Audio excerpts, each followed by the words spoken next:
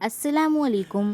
فرعون کی بیوی حضرت آسیہ کا واقعہ۔ محترم عزیز دوستو، آج ہم بات کرنے والے ہیں حضرت موسیٰ علیہ السلام اور ظالم بادشاہ فرعون اور اس کی بیوی حضرت آسیہ کے بارے میں۔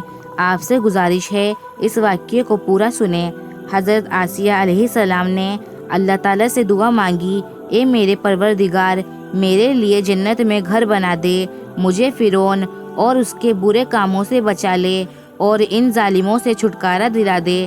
حضرت نوح علیہ السلام کے پوتے مصرام برہام جس علاقے میں آباد ہوئے اس کا نام مصر پڑ گیا۔ یہاں کی قوم جب پروان چڑھی اور فرعون کی حکمرانی آ گئی، پھر جب حضرت یوسف علیہ السلام مصر کے بادشاہ بنے تو ان کے والد حضرت یعقوب علیہ السلام اپنے باقی بیٹوں کے ساتھ مصر آ گئے اور گوشان نام کے ایک علاقے میں آباد ہو گئے۔ انہیں بنی اسرائیل کے نام سے پکارا جاتا ہے۔ جب فرعون کو نجومیوں نے بتایا کہ بنی اسرائیل میں اللہ کا ایک نبی پیدا ہوگا جو تمہاری حکومت کو ختم کر دے گا اور اس کے ہاتھوں ہی تمہاری موت ہوگی، فرعون اس خطرے سے بچنے کے لیے الگ الگ طریقے آزمانا شروع کر دیا اور اس نے بنی اسرائیل کو اپنا غلام بنا لیا اور ان سے اپنے کام کراتا، بالکل نوکروں کی طرح۔ بنی اسرائیل میں پیدا ہونے والے لڑکوں کا قتل کروا دیتا اور لڑکیوں کو زندہ رہنے دیتا۔ اسے معلوم نہیں تھا کہ اللہ تعالیٰ نے فیصلہ کر لیا ہے تو لاکھ کوشش کر لے اس سے کوئی فائدہ نہیں ہے۔ کمزوروں پر ظلم کر کے انہیں اپنی بادشاہی اور طاقت کے ذریعے پریشان کر کے وہ اپنے آپ کو بہت بڑے نقصان میں ڈال رہا ہے۔ اس کی بھلائی اسی میں تھی کہ وہ اپنے طاقت کے گھمنڈ نہ کرے اور اپنے آپ کو خدا ہونے کا دعویٰ نہ کرے۔ کچھ ہی وقت کے بعد فرعون اور اس کی سلطنت کو ختم کرنے والا بچہ بنی اسرائیل کے یہاں پیدا ہو گیا۔ حضرت موسیٰ علیہ السلام کے والد کا نام عمران اور والدہ کا نام عیر تھا۔ اسی نام کو یقود بھی کہا جاتا ہے۔ انہیں بھی اس بات کا اندازہ تھا کہ ظالم فرعون ان کے بچے کو پیدا ہوتے ہی مروا دے گا۔ حضرت موسیٰ علیہ السلام کی ماں کو اللہ کی طرف سے وحی آ گئی کہ بچے کو اپنے پاس رکھنا اور اسے دودھ پلانا، لیکن جب اس کی جان کو خطرہ لگے تو اسے دریا میں ڈال دینا اور ڈرنا نہیں۔ کچھ وقت کے بعد پھر اللہ تعالیٰ کی طرف سے حکم ہوا کہ اس بچے کو ایک صندوق میں رکھو اور دریا میں ڈال دو، پھر دریا اسے کنارے پر ڈال دے گا، پھر اس صندوق کو میرا اور تمہارا دشمن فرعون اٹھا لے گا۔ حضرت موسیٰ کی والدہ اللہ تعالیٰ کے حکم کے مطابق حضرت موسیٰ علیہ السلام کو ایک صندوق میں رکھ کر دریا میں ڈال دیتی ہیں۔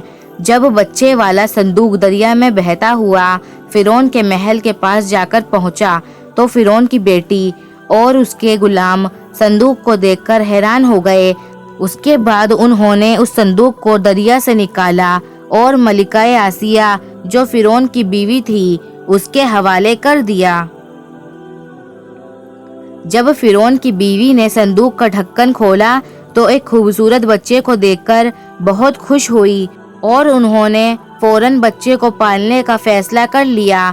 اور جب فرعون نے اس بچے کو بھی قتل کرنے کا حکم دیا تو فرعون کی بیوی سامنے آ گئی اور بولی کہ یہ بچہ میری اور تمہاری آنکھوں کی ٹھنڈک ہے، اسے قتل مت کرو، ہو سکتا ہے یہ بچہ ہمیں فائدہ پہنچانے کا کوئی ذریعہ بنے، کیوں نہ ہم اسے اپنا بیٹا بنا لیں، جیسا کہ قرآن شریف میں اللہ تعالیٰ نے فرمایا ہے، جس کا مطلب ہے فرعون نے کہا مجھے اس کی ضرورت نہیں لیکن میں اسے چھوڑ رہا ہوں، ہو سکتا ہے یہ بچہ تمہاری آنکھوں کی ٹھنڈک بن جائے۔ اس طرح اللہ تعالیٰ نے فرعون کے محل میں ہی حضرت موسیٰ علیہ السلام کو پناہ دی۔ اس کے بعد اللہ تعالیٰ کی قدرت نے ایک اور کرشمہ دکھایا۔ حضرت موسیٰ جو کہ ابھی دودھ پیتے بچے تھے، انہوں نے کسی بھی دائی کا دودھ پینے سے انکار کر دیا۔ اللہ تعالیٰ نے فرمایا ہم نے موسیٰ علیہ السلام پر دائیوں کے دودھ کو حرام کر دیے۔ محل والوں نے ایک ایسی عورت کی تلاش شروع کر دی جس کا دودھ یہ بچہ پینے لگے۔ اتنے میں حضرت موسیٰ علیہ السلام کی بہن سامنے آ گئی اور بولی میں تمہیں ایسی عورت کے بارے میں بتاؤں گی جس کا دودھ یہ بچہ ضرور پیے گا۔ اس کے بعد حضرت موسیٰ علیہ السلام کی والدہ کو بلایا گیا، وہ آئی اور حضرت موسیٰ علیہ السلام نے ان کا دودھ نوش کیا۔ اس طرح اللہ تعالیٰ کے حکم سے وہ اپنے ہی بچے حضرت موسیٰ علیہ السلام کی دائی بن گئی۔ ان کے لیے شاہی چیزوں کے انتظام کر دیے گئے۔ حضرت موسیٰ علیہ السلام فرعون کے محل میں پل کر جوان ہو گئے۔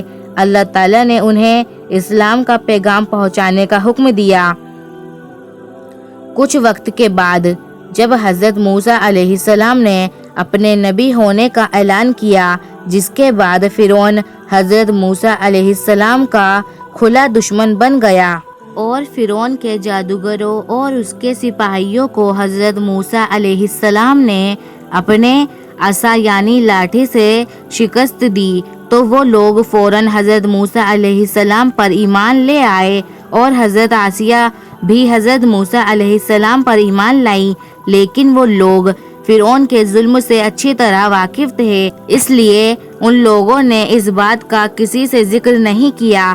ایک دن حضرت آسیہ اپنی بیٹی کو کنگھی کر رہی تھی اور ان کے منہ سے اللہ کا نام نکل گیا۔ حضرت آسیہ کے منہ سے نکلا الفاظ یہ تھا کہ برباد ہو جو اس اللہ کا انکار کرتا ہے جو میرا فرعون کا اور سب کا رب ہے۔ بیٹی بھی پکی کافر تھی، اس نے اپنے باپ فرعون کو یہ بات بتا دی۔ پھر فرعون نے اپنی بیوی پر طرح طرح کے ظلم کرنا شروع کر دیا۔ حضرت آسیہ کو دھوپ میں لٹایا جاتا، ان پر سانپ چھوڑ دیے جاتے۔ ظلم کے جواب میں حضرت آسیہ کہتی میں موسیٰ اور ہارون کے رب پر ایمان رکھتی ہوں۔ فرعون نے ان کے کئی رشتہ داروں کو ذبح کر دیا، لیکن انہوں نے پھر بھی فرعون کو رب نہیں مانا۔ آخرکار فرعون نے ان کے ہاتھ اور پاؤں میں کیل گاڑ دیے اور ان کے سینے پر بھاری پتھر پٹکتا۔ حضرت آسیہ نے اللہ تعالیٰ سے دعا مانگی، اے میرے پروردگار، میرے لیے جنت میں ایک گھر بنا دے اور مجھے فرعون اور اس کے برے عمل سے نجات اور بخشش دلا دے اور مجھے ظالم قوم سے چھٹکارا دلا دے۔ روایت میں ہے کہ حضرت موسیٰ علیہ السلام یہ سب منظر دیکھ رہے تھے اور انہوں نے بھی دعا مانگی کہ اللہ رنج اور درد آسیہ سے دور کر دے اور اسے ظالموں سے نجات دلا دے۔ اس کے بعد اللہ تعالیٰ نے فرشتے بھیجے جنہوں نے حضرت آسیہ پر اپنے پروں کا سایہ کیا، پھر انہیں جنت کے محل دکھایا، پھر وہ مسکرائی اور اللہ نے ان کی روح کو اپنی طرف اٹھا لیا۔ حضرت آسیہ کا شمار جنت میں سب سے عظمت رکھنے والی عورتوں میں ہوگا۔ قرآن شریف کے سورہ تحریم میں اللہ تعالیٰ نے اپنے دو مقدس نبیوں حضرت نوح علیہ السلام اور حضرت لوط علیہ السلام کی بیویوں کی مثال بیان کی، جو نیک بندوں کی بیویاں ہونے کے باوجود کافر رہیں اور جہنم میں جائیں گی، اور ساتھ ہی دو نیک بیویوں کا بھی ذکر کیا جو اپنی امت کی ایمان والی عورتوں کی مثال ہوں گی۔ ایک فرعون کی بیوی آسیہ جو فرعون جیسے کافر اور اللہ کے نافرمان کی بیوی ہونے کے باوجود اللہ پر ایمان لائی، اور دوسری حضرت عیسیٰ علیہ السلام کی والدہ حضرت مریم۔ جب موسیٰ علیہ السلام ایک لمبے جدوجہد کے بعد واپس آئے تو رمیسال انتقال کر چکا تھا اور اس کا بیٹا منفتح ثانی فرعون بن چکا تھا، اور وہی منفتح فرعون اپنے لشکر کے ساتھ دریائے نیل میں ڈوب گئے۔